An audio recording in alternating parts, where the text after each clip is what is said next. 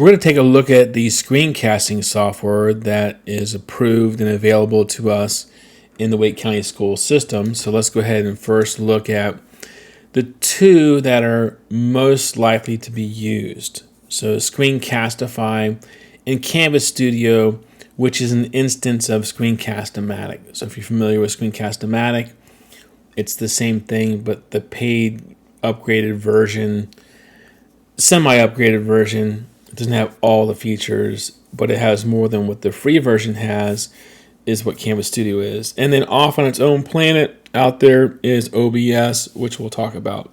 But let's compare apples to apples. Screencastify and Canvas Studio, looking at the features, pretty much do the same thing. It's really arbitrary. Out of the three that are approved, Screencastify, Canvas Studio, OBS, whichever one you choose to screencast with, that's your personal preference. If you're going to use Canvas Studio, it makes sense to use the recorder, but you don't have to. If you're really satisfied with Screencastify, you have the paid version, you're used to the workflow and the editor and the editing tools and the annotation tools and things like that, then stick with it. But just to point out a couple of differences that may cause you to consider using the Canvas Studio as your recorder versus Screencastify, is that Screencastify saves to your Google Drive. So it's just an additional step of downloading to your computer and uploading to Canvas Studio, versus if you record with Canvas Studio, it automatically saves the video in Canvas Studio for you.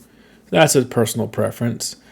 What I like about Screencastify is exporting as an audio file. I think that's great for podcasting. So even though you record a video, you export the video and just use the audio for your podcast or other audio recordings. They both can add quiz questions and analytics. I haven't dug into Screencastify's newest release yet that involves quiz questions. I glanced at it. I did not see annotations there. Canvas Studio has annotations, whereas Screencastify, to my knowledge, doesn't. So those are some of the biggest differences and similarities. Now OBS, just to kind of give it a little shout out, that's what I use. I use it because of its features and its capabilities.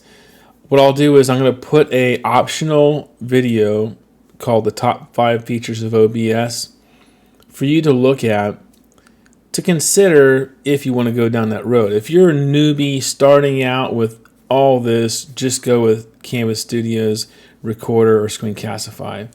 But if you are experienced with screencasting and you've used these recorders and you find that you want to do more, but you're hitting limitations, you need something with more features and capabilities, then consider OBS. Check out that video of the top 5 features.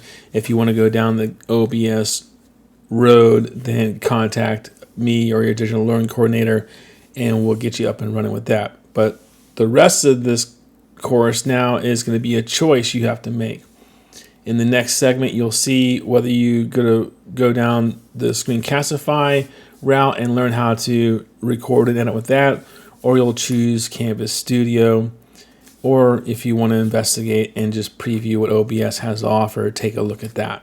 So those are the two main screencasting software applications that most people will be using for their video productions.